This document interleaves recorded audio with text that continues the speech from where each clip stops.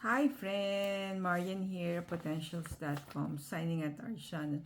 Let's study God's Word. So, ang didakin natin is giving back. Yung Bible verse natin is from Luke 19 verse 16. Yes, the king replied, and to those who are well, who was well, what they are given, even more will be given. And for those who are do nothing, what little they have will be taken away.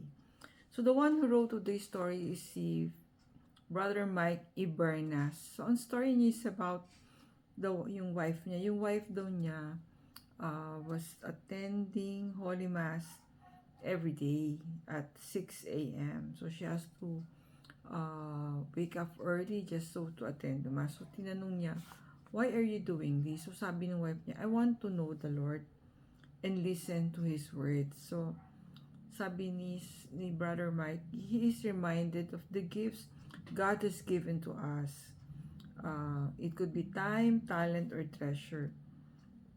What we do with these gifts is where we want our relationship with God to be.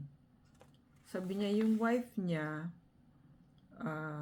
with yung action ng wife niya is giving back to God what He deserves.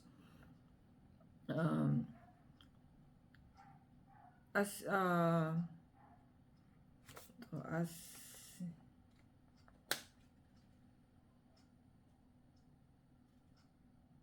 He blessed us with more than we could imagine. I know in my heart God is pleased. So, kumbaga, 'di ba, yung